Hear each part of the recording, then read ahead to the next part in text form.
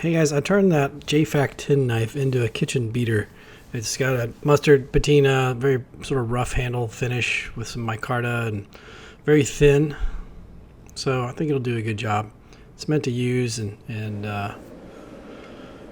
mess up. So this is 1/4 inch 1075.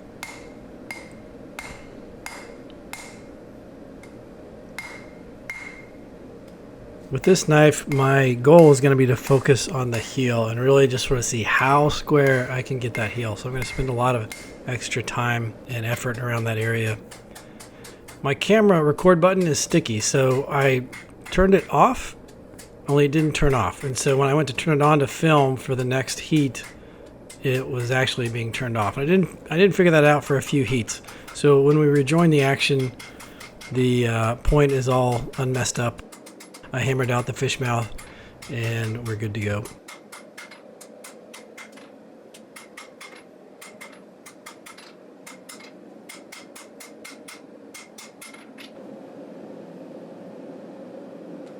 Let's start in with that heel. This is very typical for me. This is how I start my heels. The corner of the square-faced hammer, sort of bringing it down and dragging out this area, really defining where I want the heel of the knife to be and the plunge line to start.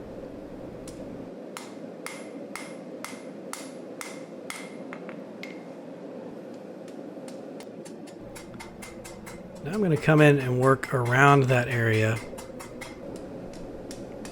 and I'm going to peen. I'm going to cross peen in such a way that I hope to draw more material from above the heel down into it and push it out further, and then from in front of the heel towards the tip, and bring some material back towards the heel and push it back towards the handle and the ricasso.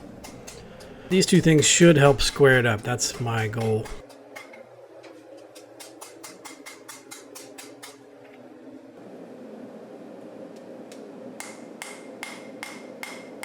You only have so much material to work with there, right? And one of the issues you get into is doing a little Mines of Moria action there, where you delve a little too deep working with that material at the heel and you thin it out, and it's much thinner than the rest of the blade. And you'll see here in a little bit, I actually get this pretty thin, probably a little too thin.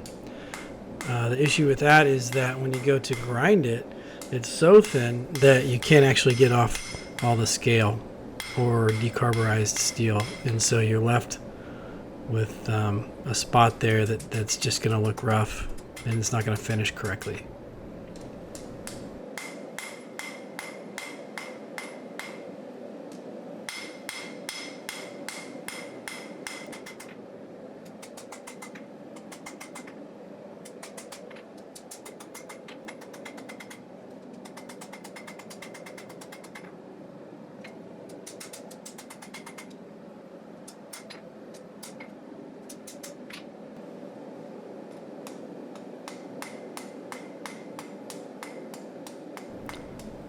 So like I said, we're getting this a little thin, probably a little too thin, but I'm really trying to push myself to square this up.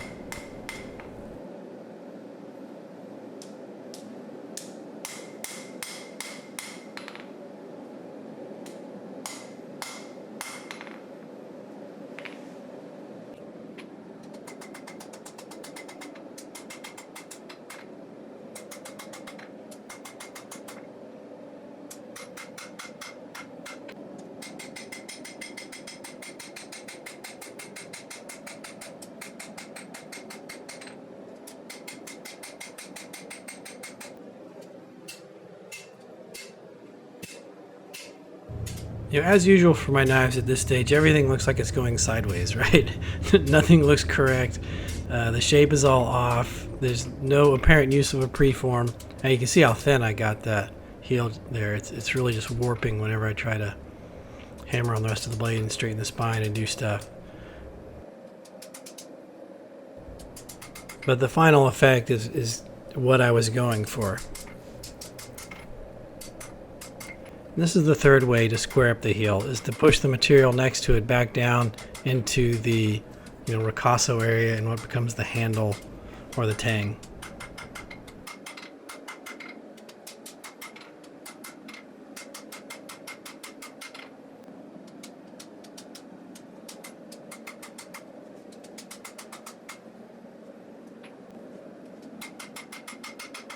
This is especially effective if your plunge line is angled forward a little bit.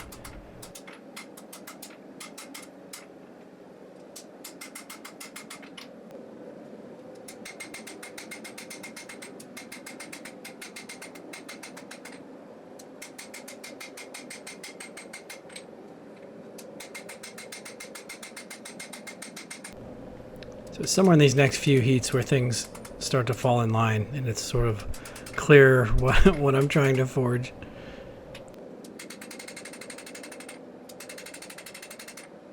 This is basically what happens when you learn knife making in a vacuum. I don't have anyone, who'd be able to teach me, a mentor in that regard. I haven't taken any classes or anything like that. It's just sort of watch and learn on YouTube type stuff. And at any rate, I would think that after 10 years, I would have a more deliberate approach to some of this. And there are certain aspects of the knife in knife forging that I do some very deliberate things, but a lot of it just seems to fall in place intuitively about this stage.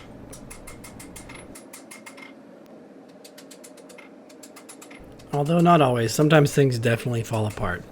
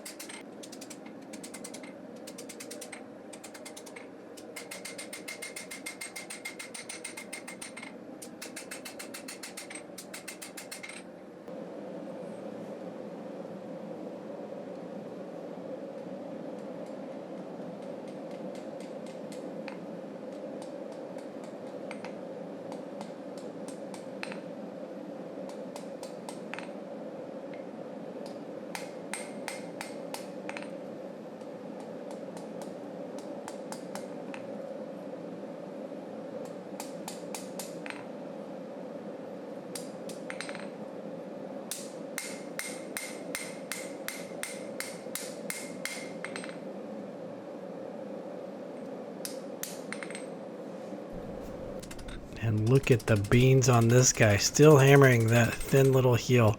I think I'm really just straightening it out here. I don't think I'm moving much metal there. Alright, time to forge the tang, and this brings me no joy. So I really sped this up. It's I've said it before, least favorite part of all this.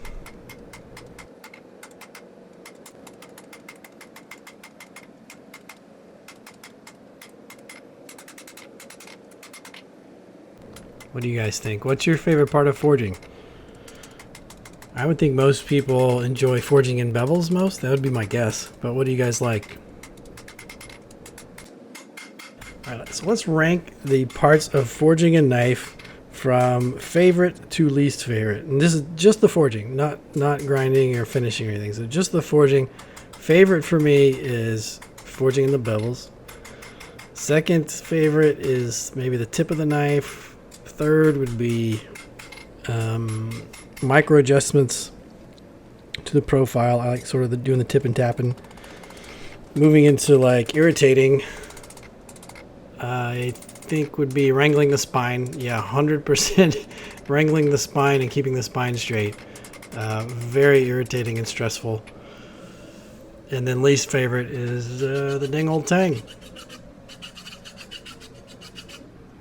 I mean, you just forge a straight bar. That's what you just spent all this time doing. Look, I forged something straight and square. What prowess. And yet I mess it up all the time. I mean, maybe that's why I don't like it. Because it should be easy, but I can barely get it done.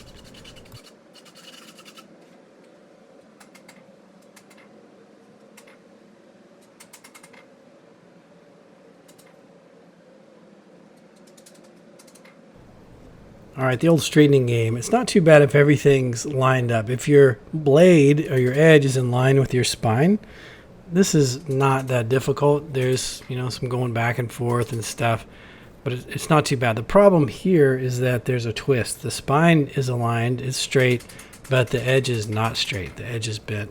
So I really struggle with this. If you guys have some secrets, I'd like to hear them. What I usually do is I end up taking this to the vise, clamping the spine in the vise, and then hammering the edge straight. But when you have forged in a distal taper like this, you can't do that because the sides of the clamp don't contact the spine all the way down the knife, and things get thrown off when you hammer the edge. At any rate, I finally got it tapped into shape. It's not too bad. I don't think it's overly thin at the heel. I think it's going to work out. You guys are going to have to tell me what you think. What's y'all's favorite part of forging the blade? Sound off below. I'll see you later.